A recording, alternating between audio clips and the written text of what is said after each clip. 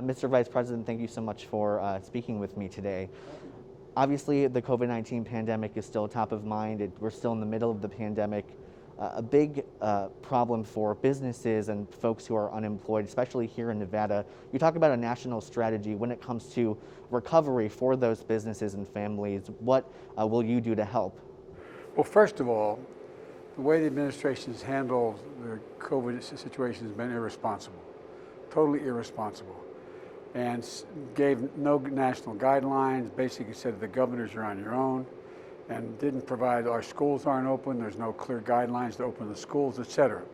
So number one, we set up national standards as how we open, how we do it. But secondly, what really bothers me the most is the House of Representatives passed the so-called HEROES Act that has billions of dollars in it to allay the concerns of people now who are unemployed while we're trying to get the virus under control. And what's the president done? He's hid in the bunker of the White House or in a sand bunker in his golf courses. He's refused to meet with the leadership, Republicans and Democrats. The Republican leadership has said, let the states go bankrupt. There's money there to make sure we should be providing extended unemployment benefits. We should be making sure those small businesses that are going out of business have the ability to stay open, have the ability to sanitize, have the ability to test and trace, have the ability to bring in customers with some confidence. Right now, we could be opening schools all across America, but it would cost about $100 billion to provide the sanitation capacity, additional teachers, the need to limit class sizes, etc. We can do all that, but they're doing nothing. You know, when I ran the Recovery Act in the last great recession, short of a depression, what happened was we put billions of dollars right here in this county, kept you working. You didn't have to lay off firefighters and school teachers and all the rest. So it's being irresponsible. People are hurting. They're hurting badly, and there's the means by which to take care of them now, while we deal with the pandemic, and he's doing neither. We talk about folks, doing badly in this pandemic. Obviously, the Latino community is being a hard hit. A topic that hasn't been touched a lot on in recent months is immigration. Where does that kind of stand right now on your priority list, and what is the path to citizenship? Well, it stands high in my, first of all, it's all about families. It's all about families, uniting families, keeping families together, number one. Not number two, you know how many dreamers are out there the last 5 months that are putting their lives on the line as nurses, doctors, firefighters, making sure that people are able to live, being able to not have to leave their homes.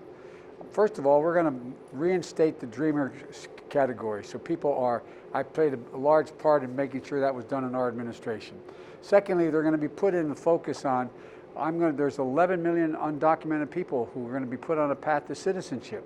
We're going to pass that bill. We're going to be able to pass that bill. And people are going to go by the numbers. But here's the deal.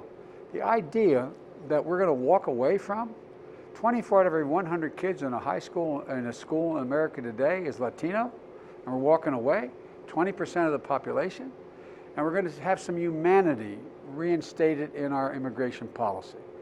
But first thing, protect the dreamers, and I'm going to, in the first days of my campaign, of the presidency, send to the Senate floor and the House a pathway to citizenship for 11 million people. And another big issue with this election is the Supreme Court vacancy. I believe you and Senator Harris have kind of dodged the question a little bit in terms of do you support packing the court, adding more justices? What would you? I think it's a legitimate question to ask, but you know what this is all about. The president doesn't want to talk about, all this time they're working on making sure they push through a nomination that is, where the election's already begun and it's never been done before. Over 4 million people have already voted.